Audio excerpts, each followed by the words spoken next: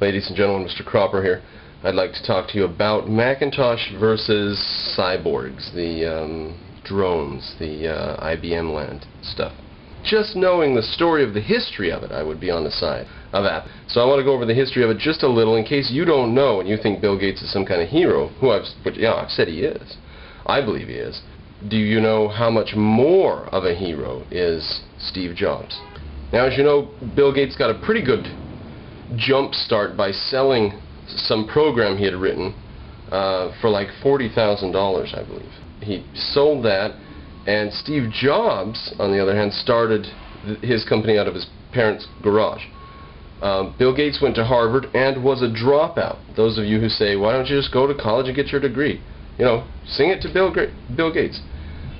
Steve Jobs, can't remember anything about his college education, but he starts a computer business out of his parents' garage, and later on they released the GUI, graphic user interface with the mouse. They released that in like 80 or 81. Huge seller, very expensive, like $3,000 back then. The top of the line Mac is still $5,000, something like that, $6,000 if you go crazy. So the price hasn't gone up too much. You could say it doubled in 30 years, but shit, that's nothing, you know. But anyway, Steve Jobs was trying to make an excellent product, and he drove and drove and drove his employees to do the best they could. And he would, they would bring in a new version of this or that, and he would go over it, and he would say, okay, now go make it better. Again and again and again, and people hated him, and some people quit and stuff, but they basically held together a really good team because they all knew they were doing something really fantastic, and the whole world was watching their progress and so on. So they put up with him. The irony is that Steve Jobs needs someone to handle the marketing. He needs to market their product now. So he goes and gets this guy who's been selling Pepsi. Pretty sure he worked for Pepsi. He'd been selling Pepsi for years, decades, 15, 20, 30, long time he'd been in this business, and he's trying to talk Steve Jobs into coming, or Steve Jobs is trying to talk him into coming and working for Macintosh Apple. And he can't convince him. This brand new startup company, this brand new startup industry of computers, and no history behind it, and no assured success in the future, and he worked for a huge multinational corporation, and you want me to walk away and go work for this piddly little new startup. He wasn't going to do it. And then, just before Steve Jobs left, he's hanging his head, he's sitting in a chair, he's thinking, what can I say? And finally he says, look, do you want to come with me and sell computers? Or do you want to stay here and sell sugar water the rest of your life? Sugar water. That's hitting below the belt. So he went with Steve. Now, fast forward a couple years, Steve pushing hard, probably 6 months, I don't know, but I think it was a couple years. Steve pushing hard, they're bringing out new products, staying way ahead of the competition, light years, charging mega bucks, their stocks all over the place, up in the air, good stuff, but he just pushes so damn hard. It ends up that factionalism occurs, and by and by Steve gets fired from the company that he conceived of, started, and created. Fired from Apple Macintosh. Fine. Who's the ascendant person in the company now? Sugar water guy. The guy that he brought over is the new leader of the stuff. Well, everybody has to take a side on this, I think. If you're a moral person, you have to say Steve Jobs was either right or wrong to act the way he did and to do the things that he did. And if you say that he was wrong, he should have been nicer to these people. We should be nicer. There's no reason for him to be so rude. Look what it got him. Got him kicked out of his company. Well, do you know what happened to the company? Do you know what happened after Steve left? The company eventually went so broke they had to stop doing their call-in support for their computers. They had to start charging money for call-in support. They had to actually be bought by Microsoft in the end, purchased by Microsoft to finally save them. Now that came way later, but the company wouldn't have ever gotten in this big of a hole if they wouldn't have pushed Steve out the door.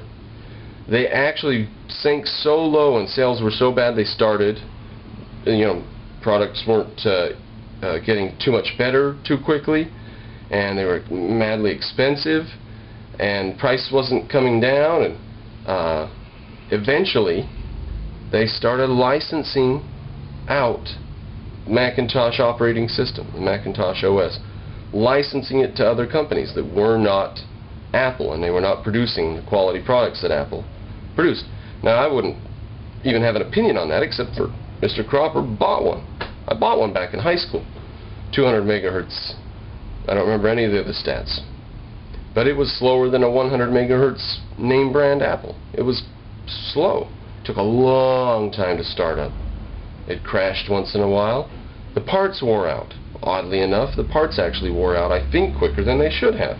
Scarcely had finished paying for it. But I almost went with an IBM the next time I bought, but I just couldn't bring myself.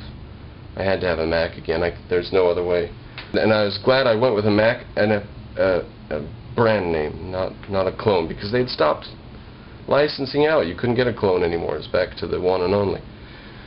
Well, how's that? To say he should have been nicer, they were right to kick him out, or at least he was wrong to be so rude. He leaves, and what happens to the company? Goes downhill. Starts licensing its crap out, quality reduces, ends up going into financial cardiac arrest. Was he right or wrong? Were the people who fired him right or wrong?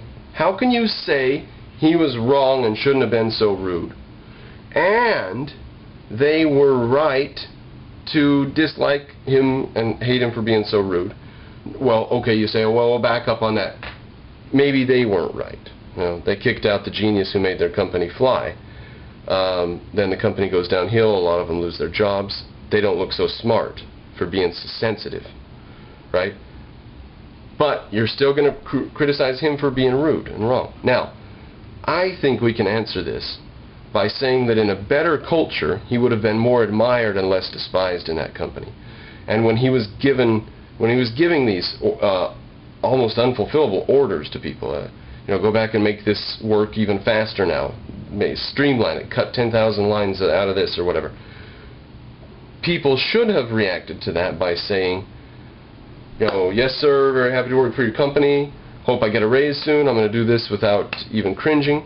Instead they were like, I don't like this guy, I want to get rid of him, and then our job will be easier. Yeah, your job will be easier, it might just be eliminated. No, I think that he was rude to the people on the same level that they hated him. And to the extent they hated him, he was rude. That's what I think. And I think that the quality of the product shows very obviously. The difference between Microsoft products and Apple Macintosh shows very obviously in the personality of each of the individuals. Would Bill Gates have ever been kicked out of his company? Or is he too personable and diplomatic or something like that? Too pragmatic to be so idealistic as to alienate people? Well, that's, I think, all I have to say on the subject. I think Apple Macintosh are worth it, the price, 2 or 3 times the price of an IBM. For ease of use, and it's like a Cadillac compared to a Geo. The Cadillac hardly ever has to be worked on, even though it's tremendously more expensive and more complicated. And the Geo is going to break down more, even though it's a much simpler machine. And perhaps because it's a much simpler machine. There we go. And just before I go, Steve's got cancer now. He may have died. Did he die? He has cancer. And so he stepped down from Apple. But, the iPod's his too. So if anybody has an iPod and an IBM clone at home, and this one person said, no, I don't have an IBM. Mine's a Hewlett-Packard. There's Macintosh and there's non-Macintosh. That's all there is in the world, sorry. Go buy yourself a Macintosh next time you need a new computer. They last longer.